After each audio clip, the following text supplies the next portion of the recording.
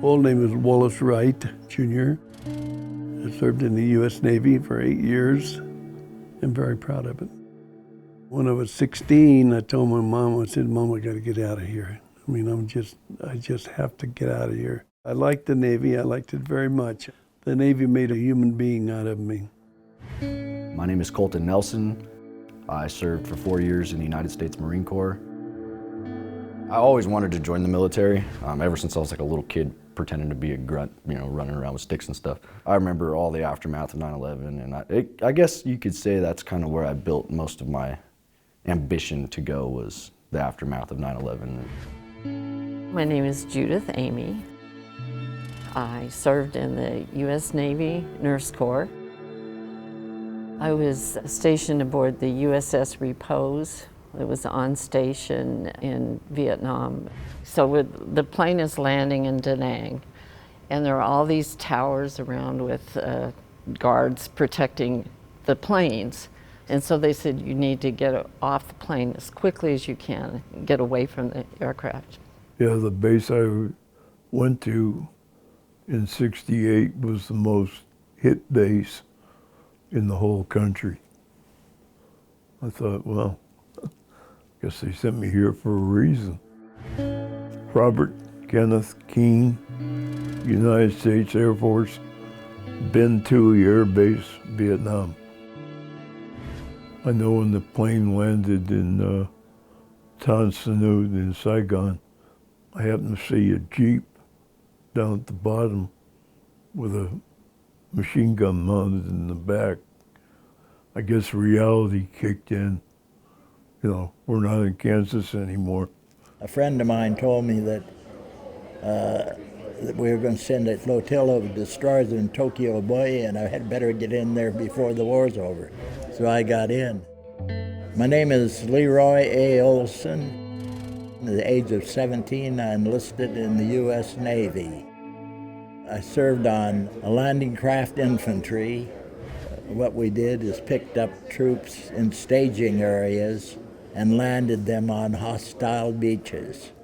I would probably say most of the time I felt like I was in a movie, that it wasn't really quite real, that this was just something that you only see on the screen. The war was like a big movie, except when you got hit.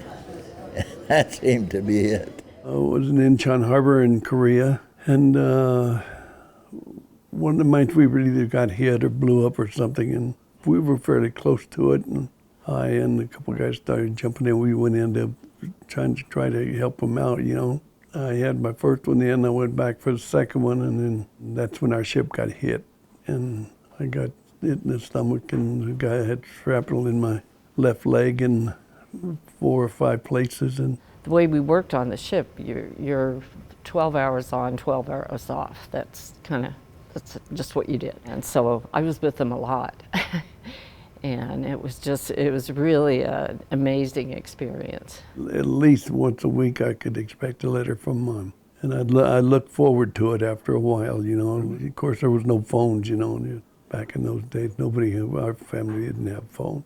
Even while I was in Syria, they brought out a Wi-Fi station for all the troops, and you could go there and I could call my family, I could call my wife, and talk to them pretty much on a daily basis, which was fantastic. We conquered New Guinea and the Philippines. And it was on practically every invasion in the Philippines. I hit every island, and we did win the war. That's the whole point. It looked like we lost that war because North Vietnam did take over, and America doesn't like losing, and so people who lose are losers, and I think that was part of the philosophy too. If we'd been victorious, that would have been a different story.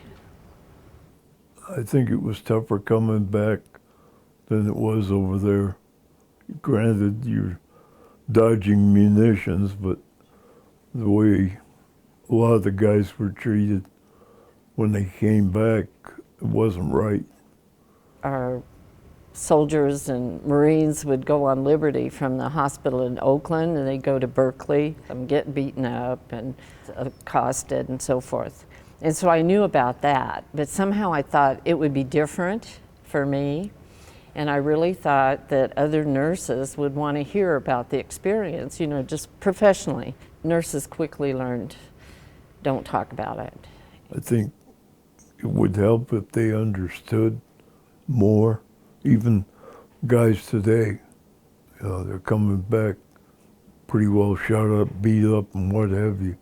I didn't want anybody to look on me as maybe being a wartime hero, because I was really nothing, you know. But as far as Veterans Day, we always had a parade downtown. All the local veterans would throw on the old uniforms and go marching down Main Street, or if they couldn't walk, they'd be in the back of like a fire truck or something. And I loved it. I loved showing support for the people that have served the country, and I couldn't wait to be a part of it myself.